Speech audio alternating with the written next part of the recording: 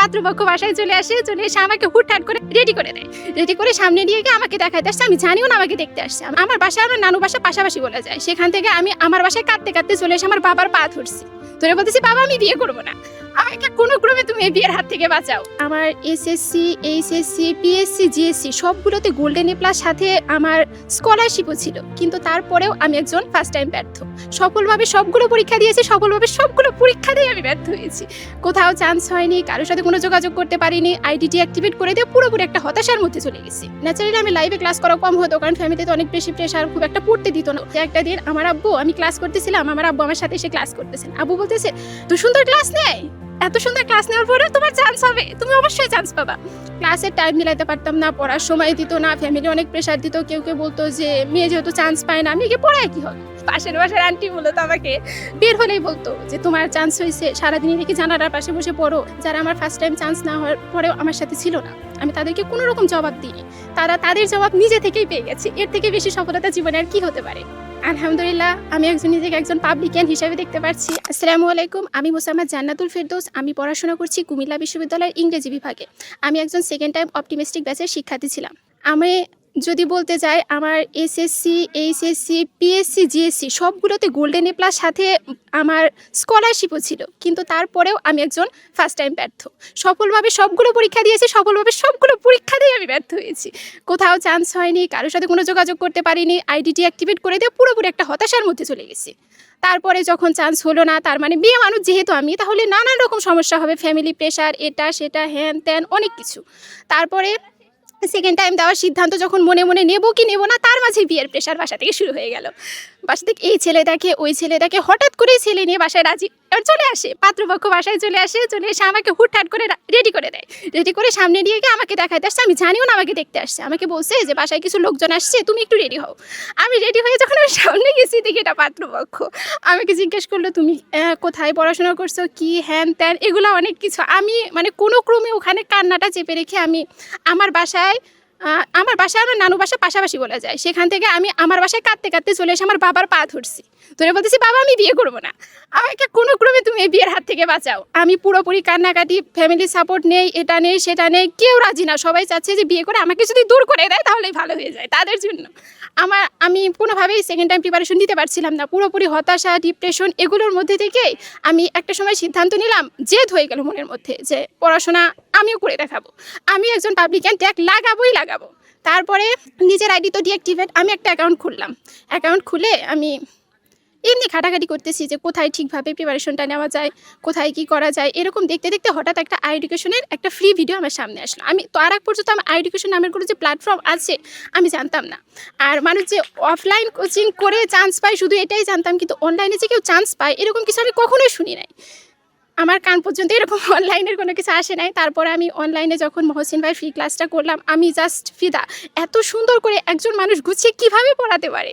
তারপরে আমি আরও কয়েকটা ভিডিও দেখতে দেখতে আমার সামনে বেশ কয়েকটা ভিডিও আসলো। আমি কেটে কুটে মোটামুটি সবগুলো ভিডিও দেখার সাথে সাথে আমি সিদ্ধান্ত নিলাম আমি সেকেন্ড টাইম দেবো।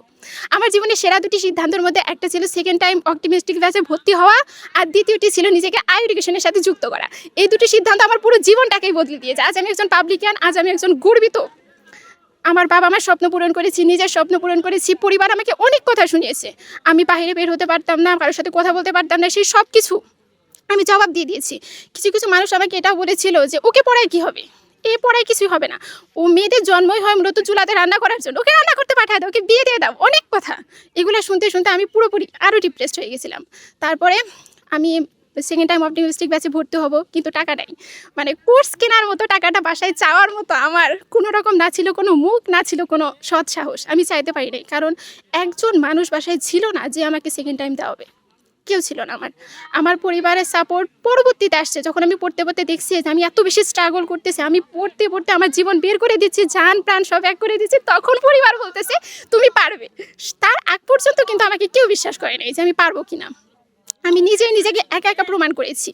তারপরে তো বলা যায় যে আমি ফেক অ্যাকাউন্টে আই এডুকেশনের সাথে যুক্ত ছিলাম।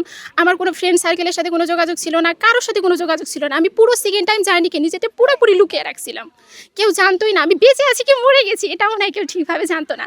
তো এরকম একটা সিচুয়েশনের মধ্যে সেকেন্ড টাইম দেওয়া এত বেশি সহজ ছিল না। তারপরে যদি সেকেন্ড টাইমের গল্প বলতে চাই, তাহলে আমি আমার শ্রদ্ধেয় সবগুলো মেন্টরকে স্মরণ করতে চাই। যতগুলো মেন্টর আমাদের এত বেশি পরিশ্রম করে কষ্ট নিয়েছেন, বিশেষ করে যেটা না বললেই নয় সেটা হচ্ছে ম্যারাথন ক্লাস। ম্যারাথন ক্লাসগুলো আমি সবগুলো ম্যারাথন ক্লাসই আমি লাইভই করতাম। ন্যাচারালি আমি লাইভে ক্লাস করা কম হতো, কারণ ফ্যামিলিতে অনেক বেশি প্রেশার, খুব একটা পড়তে দিত না আমাকে, পড়ার মতো সেরকম সময় সুযোগ আমাকে খুব বেশি কম দেওয়া হতো। তো তখন আমি চিন্তা ভাবনা করলাম যে কোনো একটাভাবে তো ক্লাসগুলো করা লাগবে। তারপর আমি লাইভ ক্লাস করা পুরোপুরি বন্ধ করে দিলাম। ওয়েবসাইট থেকে স্পিড বাড়ায় ক্লাস করতাম যাতে আমি একটু সময় বাঁচাতে পারি। এভাবে প্রস্তুতি নিয়ে মানে তারপরেও কেন জানি পরীক্ষা দিয়েই চান্স হয় না। সেকেন্ড টাইমে সেম ঘটনাই ঘটতেছিল। আমি ভাবলাম যে আমি হয়তো পাবলিক ট্যাগার লাগাতে পারলাম না, আমি এতগুলো মানুষের মুখ হয়তো বন্ধ করতে পারবো না। এসব কিছু অনেক কিছু চিন্তা করে বারবার হতাশা। একটা দিন আমার এরকম একটা কথার কথা মনে আছে যে একটা দিন আমার আব্বু, আমি ক্লাস করতেছিলাম, আমার আব্বু আমার সাথে এসে ক্লাস করতেছেন। আব্বু বলতেছে, তুই সুন্দর ক্লাস নেয়, এত সুন্দর ক্লাস নেওয়ার পরেও তোমার চান্স হবে, তুমি অবশ্যই চান্স পাবা। তো বেশিরভাগ রাতে যে ক্লাসগুলো ছিল, রাতের ক্লাসগুলো আমার লাইভ করা হতো, না হলে সন্ধ্যার পর থেকে আমি ওয়েবসাইটে গিয়ে দ্বিগুণ স্পিড বাড়ায় এভাবে ক্লাস করতাম। মানে ক্লাসের টাইম মিলাইতে পারতাম না, পড়ার সময় দিত না, ফ্যামিলি অনেক প্রেশার দিত। কেউ বলতো যে মেয়ে যেহেতু চান্স পায় না, মেয়েকে পড়ায় কী হবে, মেয়েকে বিয়ে দিয়ে দাও, এটা করো সেটা করো, এ সারাদিন কী পড়ে, কোথাও তো চান্স পায় না, এত পড়াশোনা করে কেন চান্স পাবে না। অনেক কথা, বাসা থেকে বের হতে পারতাম না, বাসার লোকজন নানা রকম কথা শোনাতো। বাড়ির পাশের বাসার আন্টি ছিল আমার, পাশের বাসার আন্টি বলতো আমাকে সারাক্ষণই, মানে বের হলেই বলতো যে তোমার চান্স হয়েছে, সারাদিনই দেখি জানালার পাশে বসে পড়ো। মানে ছোট একটা রাস্তার সাথে বলা যায় হাঁটার মতো যে রাস্তাগুলো থাকে সেরকম একটা জায়গায় হচ্ছে আমার পড়ার টেবিলটা ছিল। আমি সারাদিন জানালা খুলে ওখানে বসে আমি সারাদিনই পড়াশোনা করতাম, আর সারা রাত ভরা বলা যায় আমি অনলাইনে ক্লাস করতাম। তো ঘুমানোর টাইম ছিল বলা যায় 3 থেকে 4 ঘন্টা। এত প্রেশার নিতাম, কারণ সবসময় পড়তে পারতাম না, ফ্যামিলি সেরকম সাপোর্ট ছিল না। টাকা পয়সার সমস্যা, এটা সমস্যা, বই কেনার সমস্যা, সিট নেওয়ার সমস্যা, সব সমস্যা একাই সমাধান করছি। আলহামদুলিল্লাহ, আমি নিজেকে একজন পাবলিকান হিসাবে দেখতে পাচ্ছি। আমি সেই সব মানুষগুলোকে কিছু বলিনি যারা আমার ফার্স্ট টাইম চান্স না হওয়ার পরেও আমার সাথে ছিল না। আমি তাদেরকে কোনো রকম জবাব দিইনি, তারা তাদের জবাব নিজে থেকেই পেয়ে গেছে। এর থেকে বেশি সফলতা জীবনে আর কী হতে পারে। আসসালামু আলাইকুম। আমি ঠিক গুছিয়ে কথা বলতে পারি না, এতক্ষণ আমাকে সহ্য করার জন্য আপনাদেরকে ধন্যবাদ। আসসালামু আলাইকুম।